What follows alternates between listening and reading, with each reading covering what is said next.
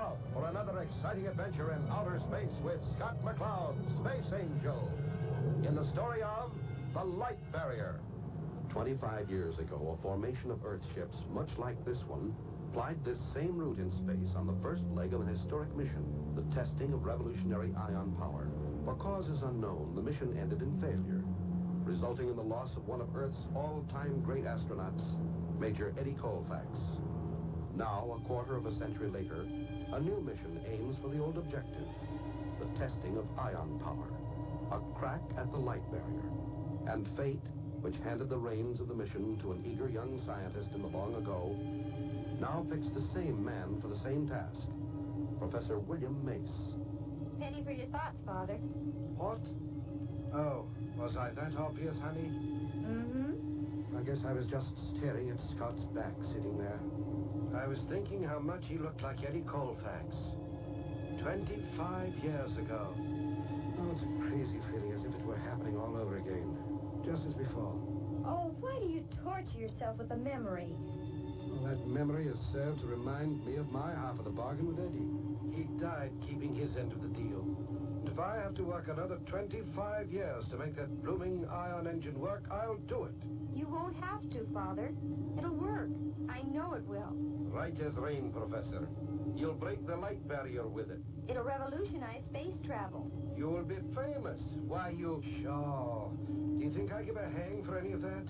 All I want is for the darn thing to work.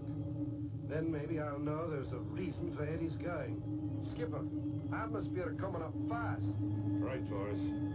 Strap in, gang. Starduster to Jupiter Control.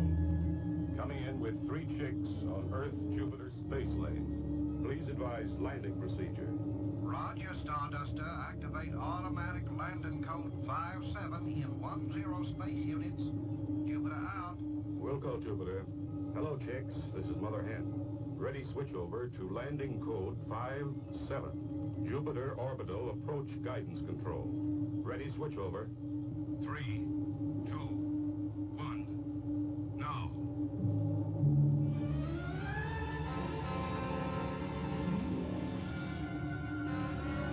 Well, it won't be long now, Professor. Then your work really begins. Convincing the Space Council your engine is ready for test. You believe it's ready, don't you, lad? And if you're up to the test, that's what matters most. We're up to it, Professor. We sure are. We've learned a lot since Eddie Colfax made his test. We're with you, Father, all the way. Stand by to rotate.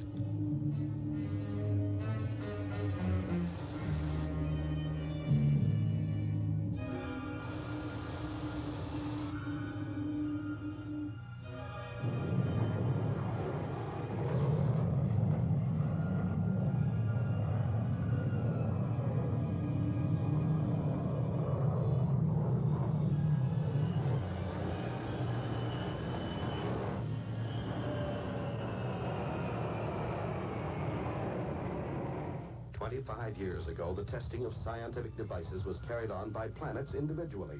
But certain devices were utilized by some for purposes of war and destruction. And so the major planets of the solar system formed a body called the Universal Space Council, which now controls all scientific devices of a potentially destructive nature." I like this traveling sidewalk. Guess they know spacemen don't like walking. Walking's not so easy on Jupiter. It has a heavy gravity. You worried, Father? Yes, I am. The Space Council may not approve these tests. We'll soon know. The council meets in half an hour. Universal Space Council headquarters are located on Jupiter. Here, the council meets in never-ending session. And here it is that Professor Mace must appeal for permission to test his ion engine. It is with great pleasure that the chair now recognizes the distinguished scientist and delegate from Earth, Professor William Mace.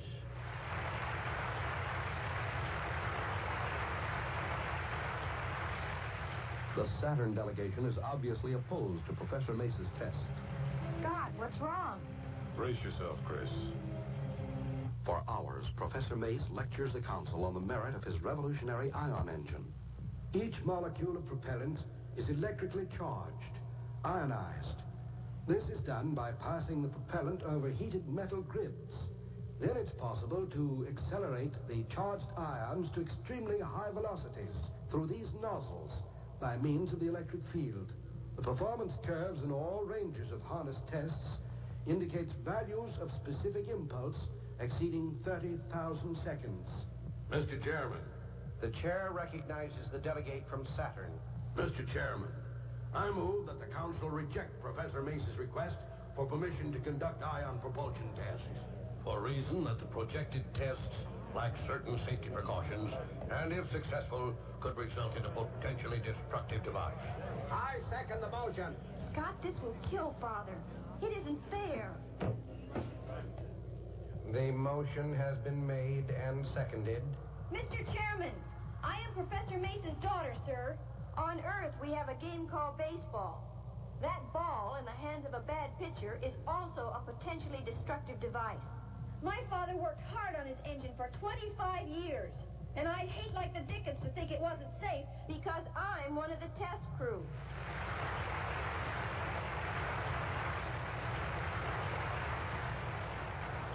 Scott, she was never going on the test. She is now. Well, Chris, I think you turned the trick.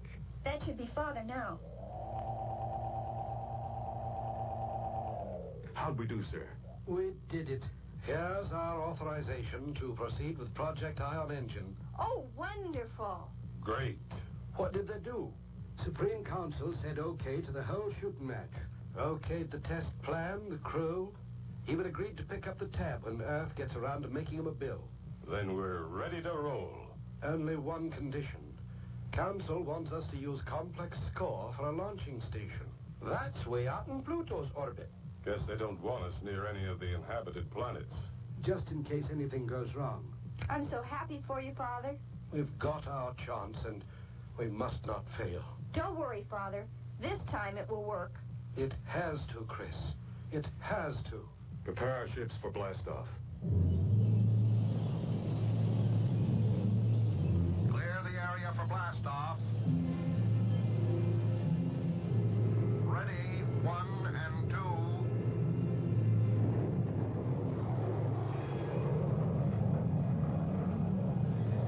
Ready, number 3. Blastoff.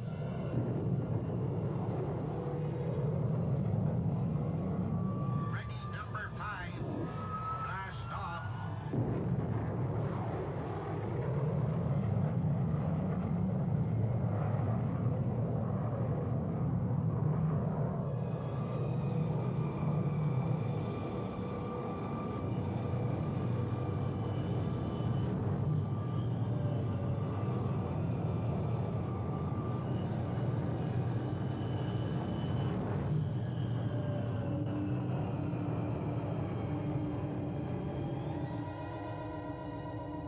Starduster to complex score.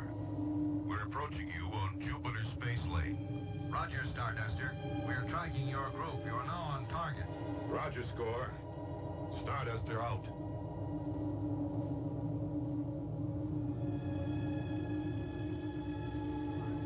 That's the group that's going to break the light barrier. What happens when you reach the speed of light?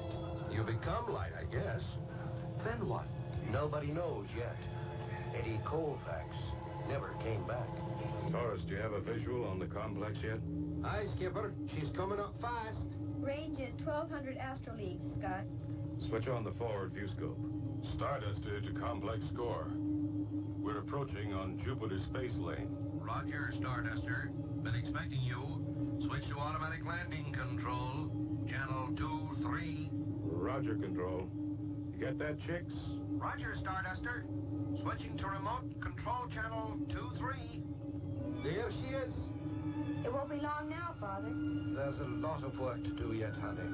Stand by for tube landing. Correct angle of approach up 2 degrees. Very good, Starduster. On target.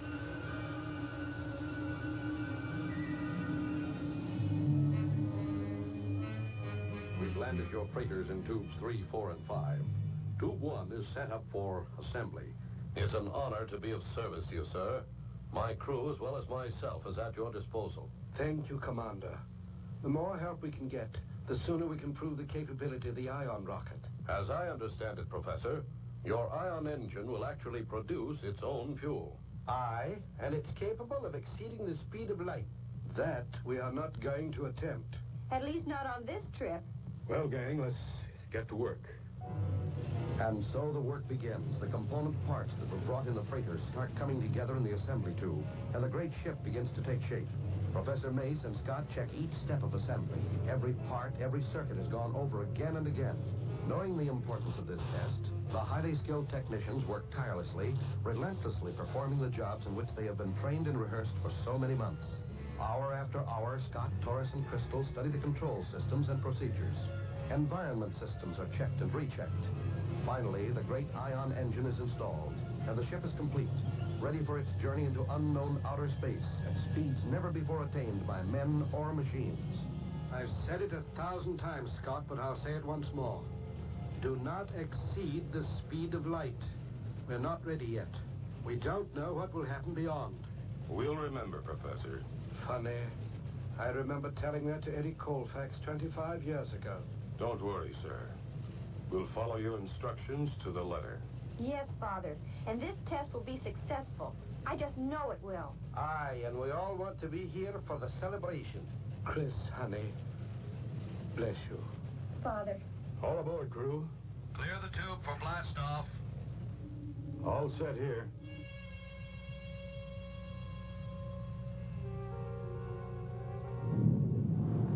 Reactors go. Umbilical, go. Cabin pressure, go. Tube doors open. Ready and counting. 10, 9, 8, 7, 6, Trajectory angle, go. 5, 4, 3, 2, 1, 0.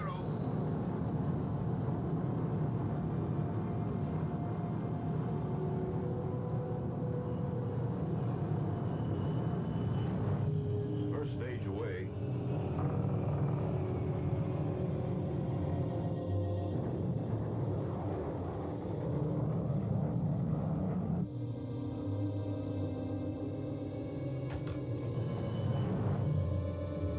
Jettison the ion shielding.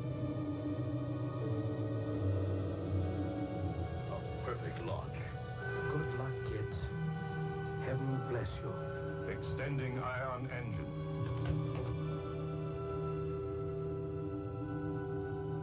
Engine temperature and speed reading. Speed, 0.3 and rising. Engine temperature 2700 and rising. More power, Torres. Speed, 0.5 and rising. What do you read, Torres? Ion generator is operative. You have power. Acceleration is steady. Okay. Cutting in ion power. Hang on.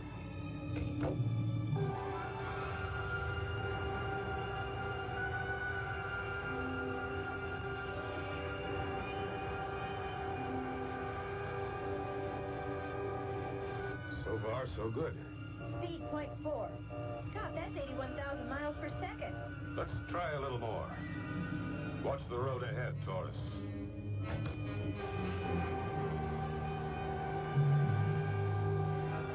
Speed, 0.5. 5 and rising fast.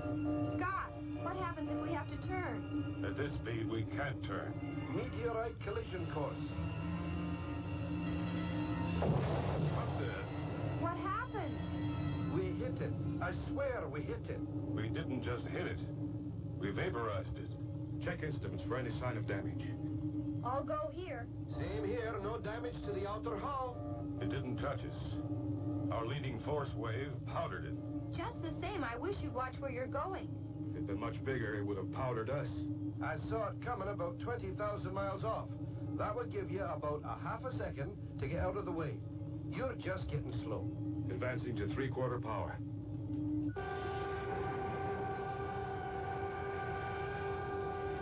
Advancing to full. Speed, 0.8 and increasing. They're fading out. They're traveling almost as fast as our radar signal. They're approaching the speed of light. Back off, Scott. Back off!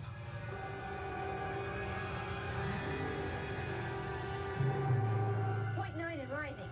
Scott, back off. We're reaching the speed of momentum is carrying us.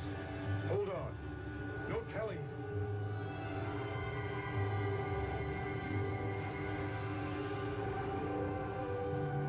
Everything's fuzzy. What's happening to us? Retro rockets.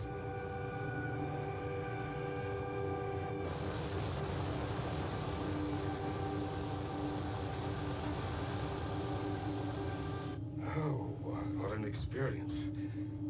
We actually reached the speed of light. That's what I'd call a successful test. Professor Mace will be mighty proud. I can't wait to see Dad's face. We'll slow to 10,000 MPS before turning. Scott, hold your course. I've got a fix on something. I think it's a spacecraft. I'll retract the crab net. Reverse your G-seats. We'll be braking fast.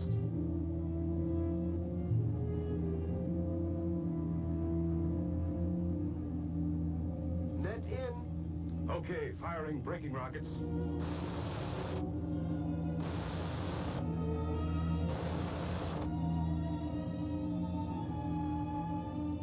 Scott, it is another ship. There's never been a ship out this far before, from our galaxy. Except one. Eddie Colfax made the first test run in this area. Firing retro rockets.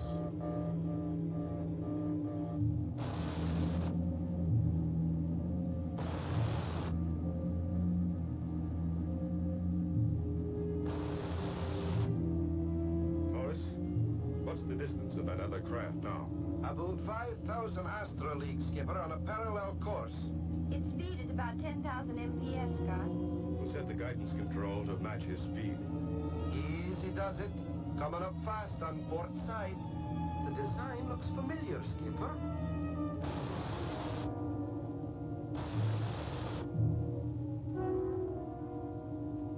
You're right, Taurus. It's an old-timer. I'd better go check it out. There's no design allowance for propellant. Only ion rockets don't need propellant, and ours is the first. Except for... Just stand by. This shouldn't take long. If you run into any trouble, Skipper, let us know. Don't worry, Taurus. I'll keep in touch.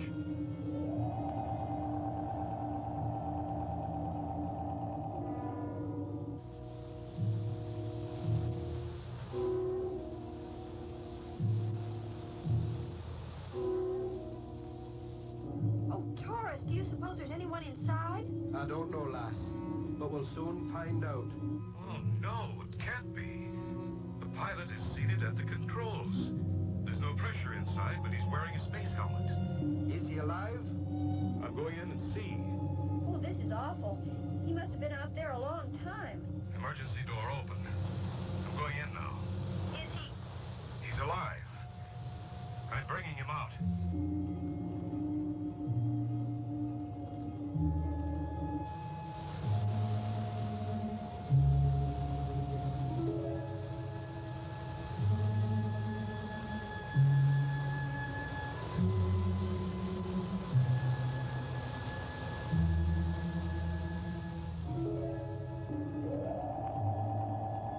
Taurus, give me a hand. Chris, break out the oxygen.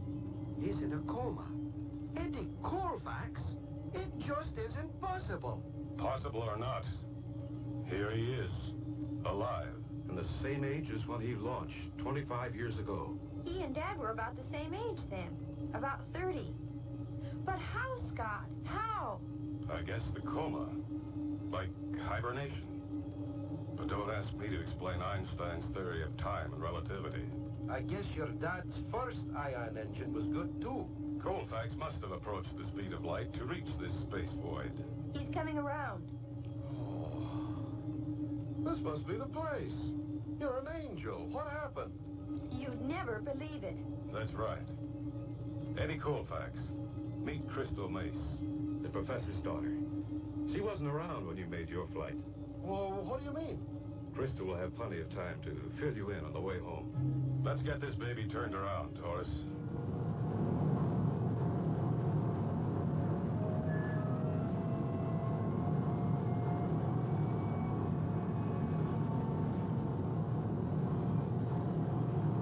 Professor, we've got them. They're coming back. Thank heavens they're safe. Let's get down to the tube and meet them.